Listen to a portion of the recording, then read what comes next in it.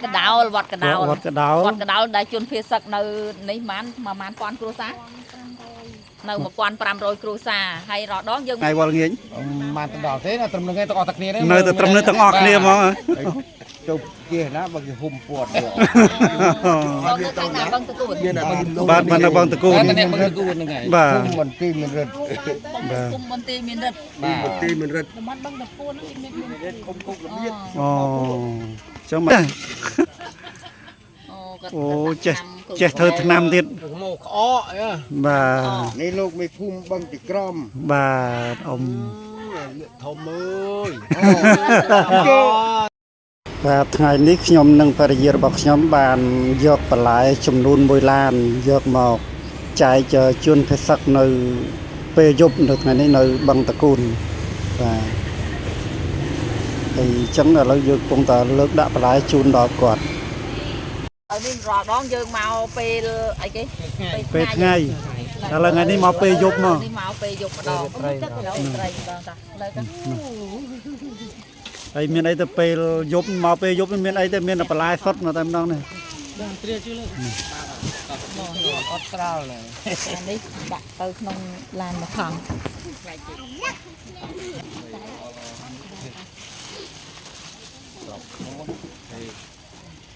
មានតាំងពីម្ទេសទៀតហ៎មកសពមកនោះម្ទេសមានតាំងពីម្ទេសទៀតនេះអូអាម្ទេសនេះថ្លៃជាងគេថ្លៃជាងគេបាទម្ទេសមកថង30,000ណាចានេះម្ទេសអីគេម្ទេសឡោម្ទេសឡោมันพวกดากระมับง่ายไปอยู่អានឹងស្លម្ជូរឆាលីងបុកទឹកគ្រឿងអូអានេះឆាប់ជ្រូកដាក់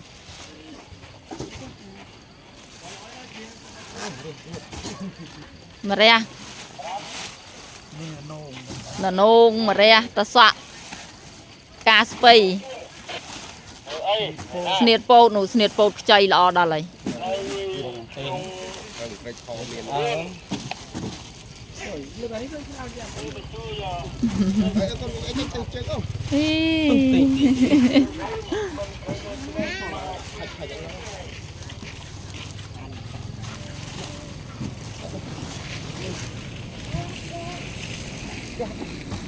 មានលឹកទៀតអាលឹកទុំអាលឹកមានតាម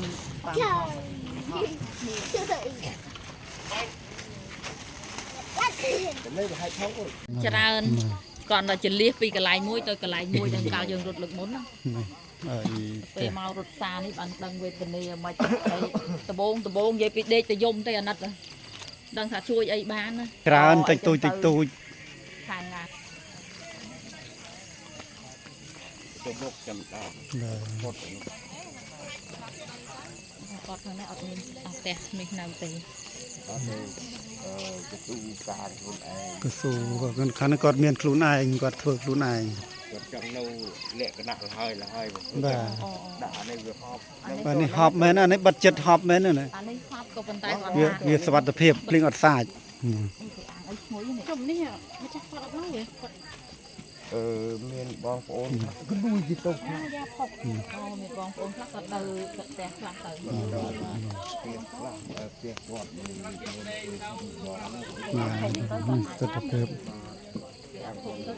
ចូលទៅបានបាទតែនៅបែបនឹងរបងលូបាទនៅក្បែររបងលួសនៅក្បែរគេហុំក៏ប៉ុន្តែគាត់ថាក្រៅគាត់អាចចូលផ្ទះបានបាទហ្នឹងឯងបានមកអីគូនឹងធានស៊ូដែលបងក្រមអូហើយមើលអីគេនឹងមើលអីគេកូនមើលអីគេមើលទូរស័ព្ទអត់មើលមេរីនទេបើបងប្អូនចង់កំងមកហូបមកទីនេះកន្លែងនេះកន្លែងនេះមានលក់បាយអូមានលក់បាយដែរនៅនេះគុយទាវបាយគុយទាវបាទមានអីល្អដែរលក់ចាប់ហួយដែរនៅនេះណាខាងនេះមាននេះមានធុងចម្រោះទឹក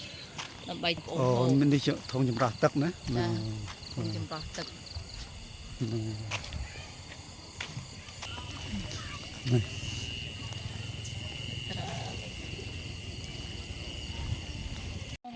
ហើយ ឥឡូវនេះយើងមកដល់វត្តអីគេវត្តកដោលវត្តកដោល វត្តកដោល វត្តកដោលដែលជនភៀសសឹកនៅនេះប្រហែល1000គ្រួសារនៅ1500គ្រួសារហើយរដងយើងមកពេលថ្ងៃមែនទេ មកពេលថ្ងៃ ចាពេលថ្ងៃមានពន្លឺព្រះអាទិត្យ ព្រះអាទិត្យដល់ពេលឥឡូវយើងមកយប់ម្ដងហើយសូម្បីតែអ្នកនៅធ្វើការនេះក៏ដឹងថាពេលយប់ល្ងឹតចឹងដែរគាត់ថាពេលយប់អត់ដឹងថាល្ងឹតចឹងទេ អូពេលយប់អត់ដឹងថាល្ងឹត ហ្នឹងហើយដល់ពេលមកម្ដងនេះដល់មិនយប់បានដឹងថាយប់ល្ងឹត នឹងអញ្ចឹងហើយបងប្អូននៅតាមដានអស់គ្នានេះហើយផ្ទះដែលពួកគាត់ដែលស្នាក់នៅហើយវត្តនេះគឺចំនួន1500គ្រួសារហើយនេះទាំងអស់នេះគឺជាទស្សនវិជ្ជាពេលយប់ទស្សនវិជ្ជាពេលយប់បងប្អូនអញ្ចឹង ពេលយប់ ណា រដងយើងមកដល់ថ្ងៃ ហើយចង់ឲ្យបងប្អូនទាំងអស់ដែលបានមើលទស្សនានៅសកម្មភាពជនភៀសសឹកដែលគាត់ស្នាក់នៅពេលយប់តើយ៉ាងម៉េចអញ្ចឹងពេលថាយើងមកតែពេលថ្ងៃមើលទៅឃើញភ្លឺច្បាស់ល្អណាប៉ុន្តែដល់ពេលយប់មានអីមិនទៅភ្លឺដូចពេលថ្ងៃទេកន្លែងណាដែលមានពន្លឺភ្លើងអាគុយចាប់ទៅបានភ្លឺទៅកន្លែងណាដែលអត់មានគឺងងឹតទៅ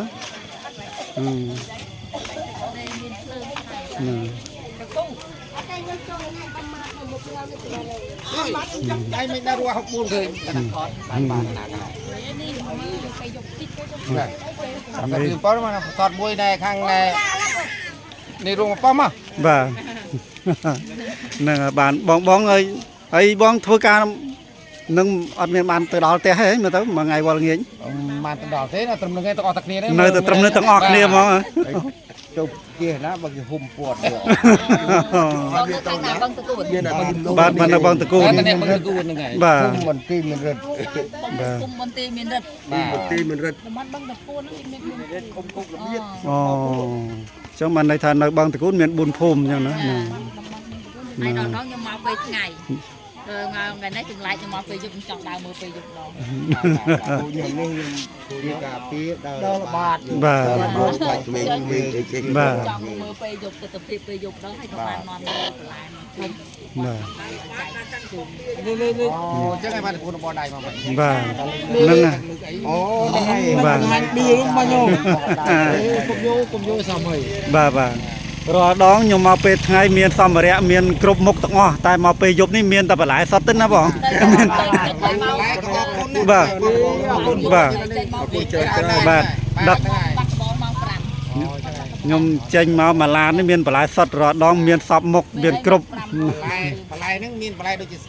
បស់ដូចតែបន្លែដូចជាស្ពៃឬក៏តកូនឬស្អីមក មានផ្កាស្ពៃមានត្រៀមពោតមានអំពិលទុំមានទុំមានម្ទេសខ្ចីមានម្ទេសផ្លោកមាន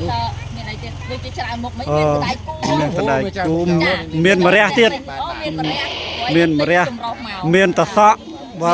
បើនិយាយទៅមួយឡានមកគ្រប់សឹងគ្រប់មុខហ្នឹងមួយឡានហ្នឹង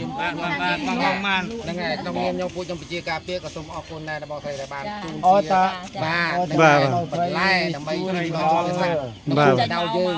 បាទ តែបានគូគាត់បានទូបានតែគាត់បានតែជាការលោតអីតាមតម្រូវការបាទ បាទ 3ម៉ោង បានជួយបានអរគុណដែរបាទបាទគាត់យើងដើរច្រើន បាទបាទ นั่นนะ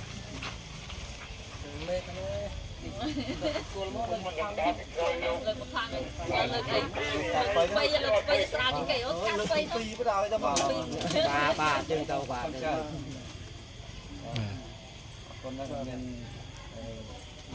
មានអីទៅមានបន្លែបាទអីទៅមានបន្លែសាច់ដូរខ្លួនឯង